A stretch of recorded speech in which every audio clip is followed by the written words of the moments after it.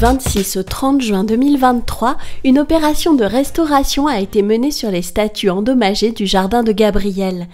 Bien qu'elles soient en ciment armé, ces œuvres exposées en plein air avaient souffert des intempéries et de l'invasion de micro-organismes.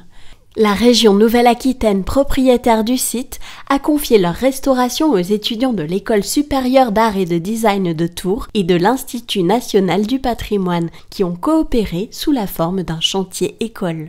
Et nous avons choisi de faire une chantier d'école avec ces deux écoles ensemble pour mettre en citation les élèves au niveau professionnel. C'est un chantier que nous avons souhaité expérimenter parce que le bâtiment armé, surtout de fabrication en fait des années 60, commence à devenir un patrimoine du XXe siècle qui est en fait protégé, comme ces sculptures des jardins qui sont inscrits aux monuments historiques.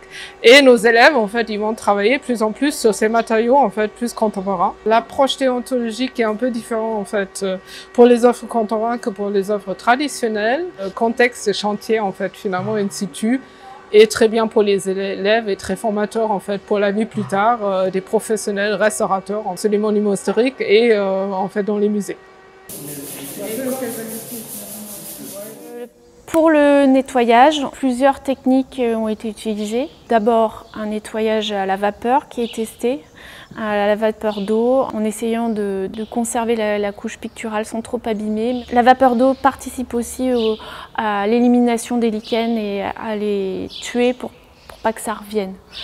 On a aussi complété ce nettoyage avec du microsablage. Ensuite, on a traité la corrosion des métaux avec des produits qui sont habituellement utilisés pour la restauration, pour éviter que la reprise de la corrosion se fasse. C'est vraiment un problème important sur ces sculptures. Ensuite, on passe à une phase de bouchage. Alors, il y a des bouchages structuraux, où là, on essaye d'utiliser du ciment avec une charge de chaux, pouvoir faire des bouchages assez costauds, mais qui puissent vieillir aussi bien avec le temps. On va également se baser sur ces mélanges de bouchage pour prendre les mêmes matériaux pour venir retoucher, en additionnant des pigments, pour venir retoucher les sculptures en fin de traitement. Toutes les têtes manquantes désolidarisées et les bras, on va, dans la mesure du possible, les remettre vraiment à leur place initiale. Et ensuite, on fera des petits bouchages et normalement, on va retrouver l'intégrité de nos statues et pouvoir les présenter de nouveau dans le jardin. Pour réinstaller les membres séparés, la tête, les bras, les mains, on utilise des goujons en fibre de verre. On crée des petits percements dans les zones, par exemple au niveau de la tête, donc on va faire un percement pour pouvoir insérer notre goujon. Et ensuite on utilise un adhésif très performant pour pouvoir recoller et replacer la tête. Alors là on est sur une sculpture qui s'appelle la femme au foulard, qui est la sculpture numérotée 91. Donc dans son intégrité elle est en assez bon état, il n'y a pas de gros problèmes structuraux. Il y a beaucoup plus de problématiques de surface, donc bien sûr un problème, une disparition de la polychromie, du fait qu'elles sont en extérieur, exposées au vent, à la pluie, au ruissellement. Et il y a seulement des manques au niveau du visage, de la main. Donc nous on intervient d'abord dans une phase de nettoyage, de restitution et de collage. Alors là, on se posait la question de goujonner la main parce qu'il y a une partie de la main qui a été désolidarisée, qui est fracturée.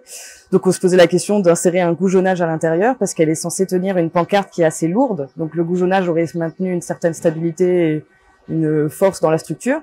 Mais finalement, il s'avère que le ciment est beaucoup trop dur. La matière est beaucoup trop dure, nos goujons sont un peu trop gros.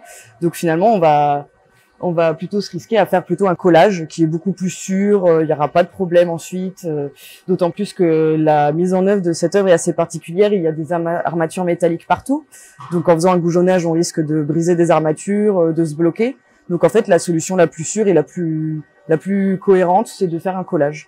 Mais voilà, au moins on a tenté, donc on a appris, donc c'est super, on apprend de nos erreurs, on tente les choses et on voit ce qui est le mieux à la fin. Dans nos écoles respectives, on étudie surtout la pierre, le bois et le plâtre, ou encore l'ivoire ou la cire, mais ici c'est le ciment et le béton, ce qu'on a rarement l'occasion d'étudier. Donc là en plus on a un chantier assez colossal, donc c'est vraiment hyper intéressant de s'attarder et de s'approcher de nouveaux matériaux qui sont très contemporains et même dans l'espace public, ce sont des matériaux qu'on va forcément rencontrer, donc c'est une super formation Bon, c'est super. Le matériau nous enchante beaucoup. Ouais.